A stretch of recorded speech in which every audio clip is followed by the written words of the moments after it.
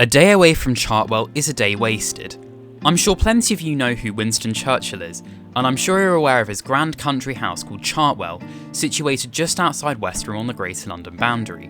Today I will be reviewing the bus route, which during the summer months runs to and from Chartwell to ferry in passengers from Hayes and Bromley South.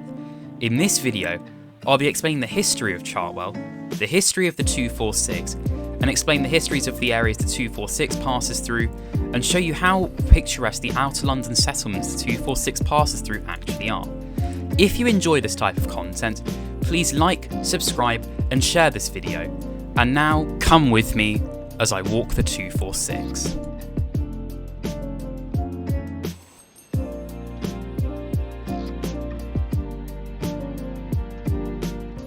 I should place a quick warning at the beginning of this video, aimed towards my younger audience, but I think it goes towards anyone who is considering walking the 246. Whilst much of the 246 is safe to walk, there are some stretches of the route, mostly through Keston and from Westerham to Chartwell, that weren't, and required the use of alternative pathways through woodlands, or in some cases, actually walking along country roads. I'll keep this brief, but if you choose to walk the 246, ensure you are aware of the countryside code, to make sure you wear appropriate footwear and have some sort of map on you that lists pathways that can be taken to avoid walking along country roads without footpaths or pavements. Some examples of this include Ordnance Survey maps or the Geocache app map. Bring a torch/flashlight and a walking partner if you find yourself walking it later on in the day, and if you find yourself walking along a country road without a footpath or pavement, ensure that you know the proper way of walking along one. Anyway, on with the video. Winston Churchill was most notable for leading Great Britain in the Second World War, being the successor to Neville Chamberlain, who died of ill health in November 1940. He was born in Blenheim Palace in 1874 in rural Oxfordshire, and he was a massive fan of nature, which inspired him to purchase Chartwell in the first place, and his love for nature is also reflected in the gardens dotted around the house. The land Chartwell was situated on has history dating back to the 14th century. The name Chartwell is derived from the Kentish word for common, being chart, which references the well that currently lies on the site today and still feeds the ponds.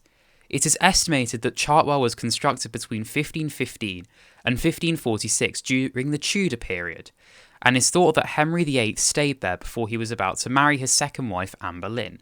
It then found use as a children's home in 1836 with the London Foundling Hospital, before being sold on to numerous families and then ending up being bought by the Churchill family in 1922. Whilst Churchill loved Chartwell dearly, during World War II, when he became Prime Minister, he chose to evacuate Chartwell due to how close it was to the English Channel and how susceptible and vulnerable he was, so he moved him and his family to the countryside residence of Chequers in Buckinghamshire.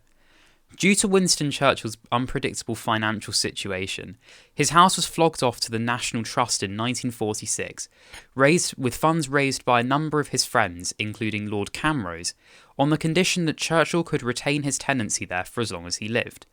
Churchill then passed at the beginning of 1965 at the age of 90. The house was then made open to the public in 1966, and it is a popular property of the National Trust, having seen 232,000 guests in 2016 alone, and is currently a listed building and on the National Register of Historic Parks and Gardens. During the summer months, the 246 operates to and from Chartwell from Bromley North, serving Bromley South in the High Street, Hayes, Keston, Biggin Hill, Apperfield and Westerham along the way. However, this hasn't always been the case. The origins of the 246 go back to London Country Route 410 that ran between Reigate and Bromley North via Redhill, Bletchingley, Godstone, Oxted, Limpsfield, Westerham, Biggin Hill, Keston, Bromley Common and Bromley South. The route stayed in the same format for much of its life, bar an unpopular rerouting in Oxted to avoid the low bridge that restricted the route to low-height double-deckers until the road underneath the bridge was lowered. However, in 1990, the route was renumbered to the 320 and was cut back to operate between Westerham and Bromley Monday to Saturday, with the Sunday service only going as far as Biggin Hill Vallions. The route by this point was operated by Kentish Bus using Volvo City buses, before the route's operation passed to Stagecoach in 1997 where it operated with Leyland Titans.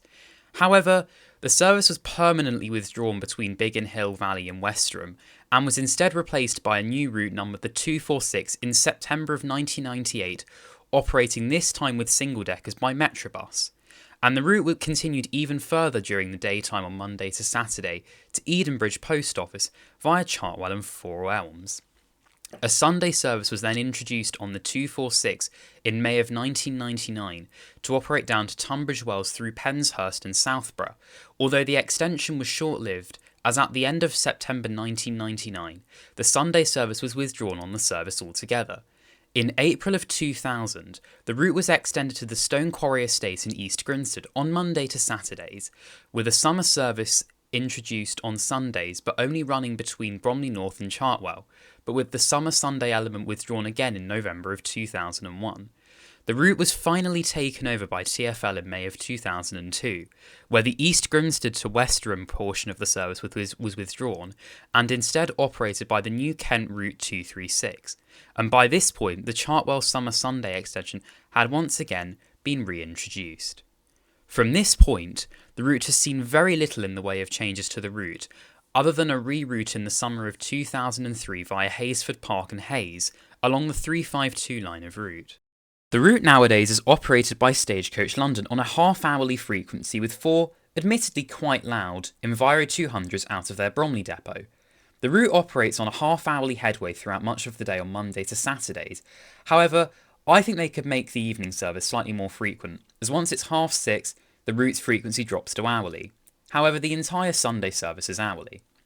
The route has been described by My London as being the fastest bus route in London, where the route operates at double the average speed of a London bus route at 17 to 18 miles per hour. Due to the route's rural nature and it being 15 miles long along mostly country roads, well, at least up until the Coney Hall bit, it's certainly plausible that it is London's fastest bus route. The route's termini are also very far from central London, with Bromley North 9.24 miles from Charing Cross, Westerham 18.68 and Chartwell 20.31 respectively.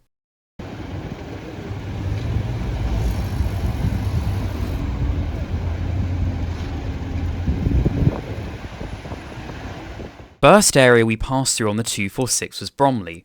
Bromley has been identified as a major metropolitan area by the London Plan and is home to over 700 businesses and 20,000 jobs in retail, commercial and leisure sectors. Bromley has 2 stations situated in the town centre, being Bromley North on the Grove Park to Bromley North line and Bromley South on the Chatham Main line. Bromley South has 6 trains per hour into London Victoria, where 3 run non-stop into Victoria, 1 calls at Denmark Hill, and 2 stop at all stations via Herne Hill. When it comes to accessing the 246, Bromley South is a clear winner here, as it is so much quicker to reach the route heading through Victoria, rather than boarding a service to Grove Park from Charing Cross or Cannon Street, and then switching over to reach Bromley North. Thameslink also operates services through the City of London via Catford to London Blackfriars and Sevenoaks, although there are peak time services that extend to Welwyn Garden City. Bromley is also home to the Glades Shopping Centre, which opened in 1991 and has a large pedestrianised section on the High Street, where the Bromley Charter Market, which dates back to 1205 and King John. The market operates 3 days a week. Bromley also has a wide range of bus connections, which include the 119 towards Croydon, the 208 towards Lewisham and Orpington, and the 227 towards Crystal Palace and Penge.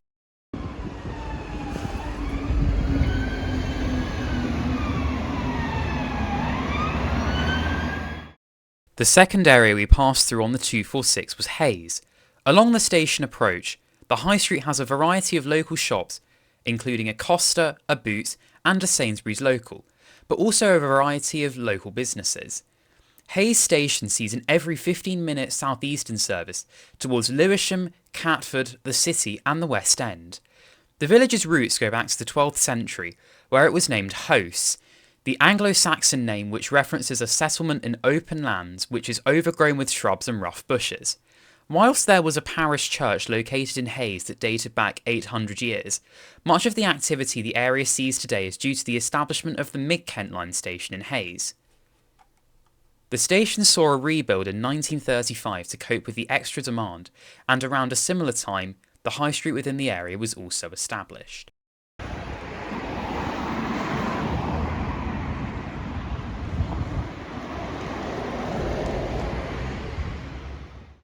As we walk further along the 246, we reach Coney Hall, which is a residential area just down the road from West Wickham.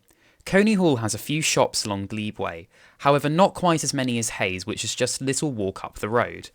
There's nothing much to say about Coney Hall really, other than the area mostly coming to prominence within the 1930s, when Coney Hall Farm was purchased and developed on.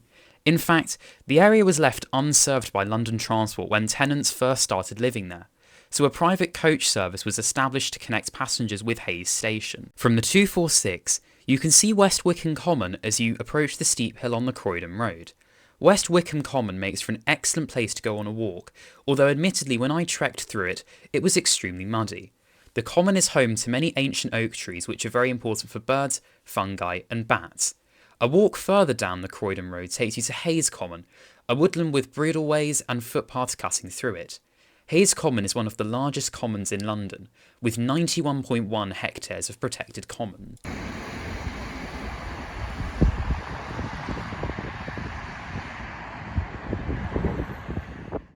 We then arrived at Keston, and after wishing a driver trainee good luck, we then looked around the village. Keston is a village that has a history dating back to the 3000 BC, but it is believed that the area's name dates back to 55 BC, due to Julius Caesar's alleged presence within the local area, although the area has had different names over the centuries, where it was spelt as Cheston in 1086 in the Domesday Book, and Kestan in 1205. The area has a pub named the Fox, and there is an awesome village green nestled between the Common Side and Baston Road. This is where the route started to feel like it wasn't in London, as the settlements we started passing through felt very countryside-like, and you wouldn't feel like you were in London if you drove through them. Creeping further down Heathfield Road, you pass by the War Memorial, which lists all the names of those who lost their lives fighting during World War II, and there is also a stone-based pillar structure stood next to it to also pay tribute. Keston is where we meet the 146, which back when the 246 was initially created, it was meant to supplement the frequency of the 146, as the 146 operates every hour. As we worked our way down Westerham Road, we finally met with the 320 again, and met with the R2 which offers links towards Orpington and Princess Royal Hospital. We passed by Keston Village Hall, and we also passed by Keston Parish Church, which has served the community of Keston since the 12th century, and is part of the Church of England within the Diocese of Rochester.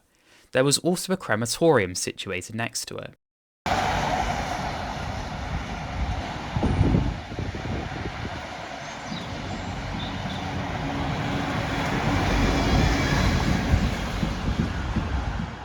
The next area we passed through was Leaves Green.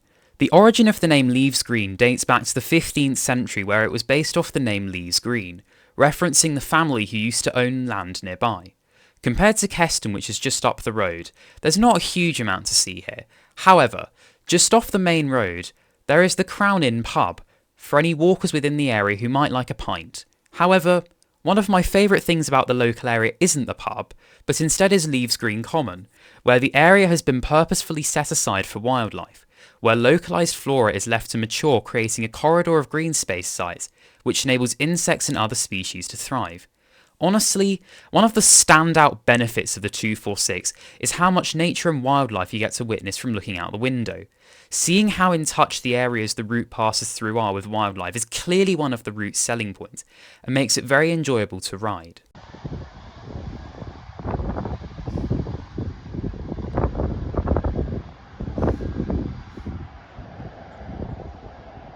The next area we pass through on the route is Biggin Hill. Whilst there is a hamlet further down the road called the same thing, Biggin Hill was previously known as Apperfield. On the northern end of Biggin Hill, we pass by London Biggin Hill Airport and the passenger terminal.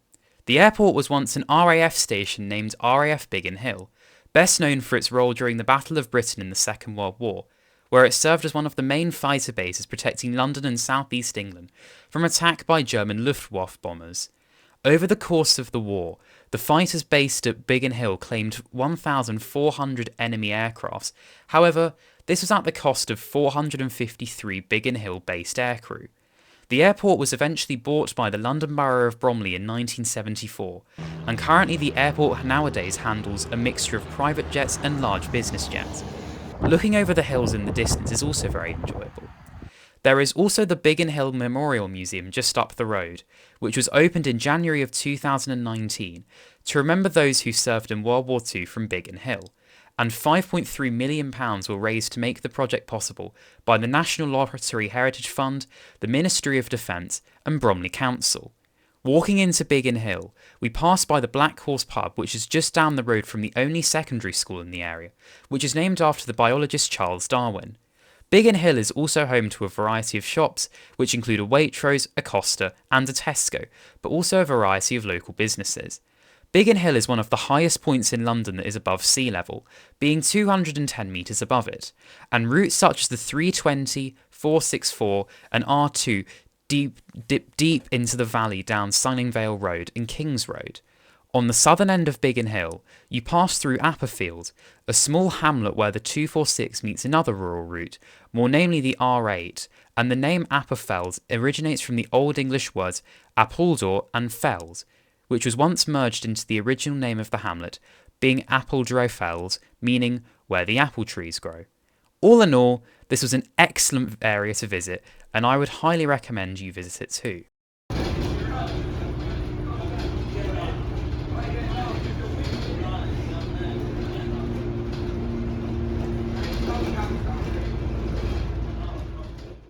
On the final stretch into Westerham, you pass through South Street, which has a pub named the Apperfeld Inn, and has a cute selections of local shops opposite the pub. Hawley's Corner, which is the southernmost settlement in the Greater London area, and features a late 19th century cottage urn built in a thatched manor called the Spinning Wheel Cottage, and the 246 also passes the North Downs Way approaching Force Green, which offers walkers 153 miles of spectacular scenery stretching through Farnham, Dorking, Rochester, Canterbury, Dover and Folkestone.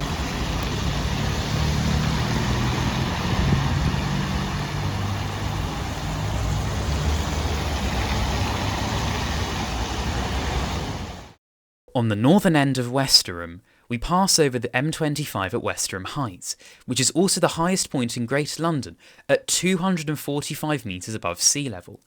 Taking a stroll into Westerham was lovely down the London Road, as we were able to pass through the first and only Kentish town remaining on the 246 line of route, and see all the lovely houses that are situated within the town.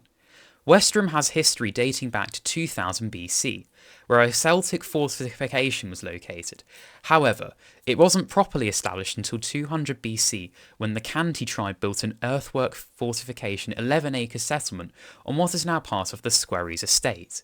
Westerham is home to another National Trust property called Quebec House, being the childhood home of British General James Wolfe.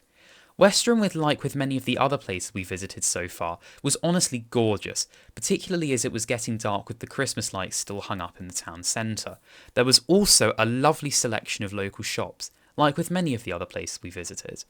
Westerham also has picturesque footpaths leaving the town into the countryside, which we took as we walked towards Chartwell.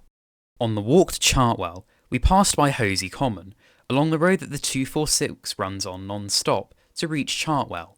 For those who are interested in a walk, there is a path that stretches from here to Mariners Hill, which takes roughly 2 hours.